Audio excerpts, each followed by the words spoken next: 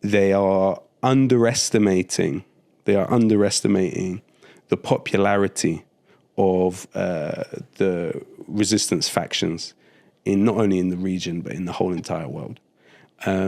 From Colombia to Brazil to India, all over the world, people perceive those resisting Zionism in the region and US rule in the region as the pinnacle of humanity.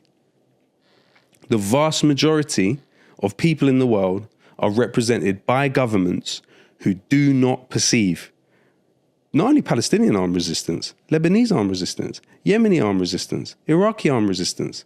They don't perceive it as, not only do they not perceive it as a greater evil, they don't perceive it as evil.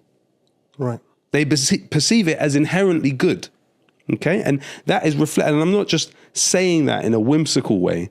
I'm saying if you were to break down per government who designates Palestinian resistance factions, you'd find, okay, fine, the British government.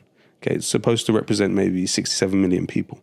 Okay, the US government, so it represents 360 million people. Okay, the Israeli government, the Israeli entity, I mean, who does that represent? You have wildly ranging different arguments about how many human beings it represents. The EU, let's take it, the biggest, okay, Japan, less than 1 billion people. Less than 1 billion people in the world are represented by governments that designate Palestinian resistance factions in that way.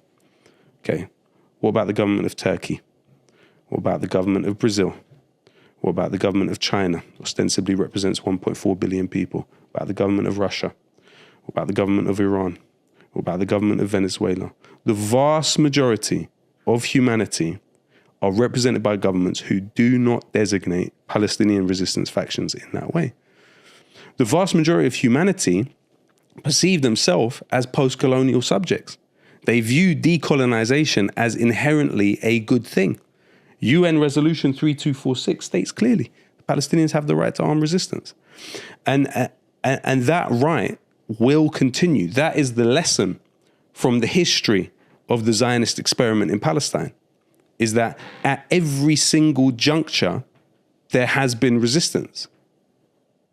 You know, you look at them killing Izz-ad-Din al-Qassam in 1936. What happened? What happened? You had the longest strike in human history recorded by the Palestinians. At every single juncture where there has been greater repression, there has been resistance come back. You know, people should have by now relinquished their claims. If Zionism worked, if they were able to achieve their objectives, you wouldn't have anything like what you're happening now, what you're having happening now. Anything like it. And so it's going to become harder and harder and harder for them, because you win a war not just by killing the most vulnerable among the population of your enemy. You win a war by your ideas being the most convincing to the largest amount of people. And if that's the metric by which you measure this, then Israel has lost. The United States is going to bury its global supremacy with its settler colonial entity in Palestine. The writing is on the wall.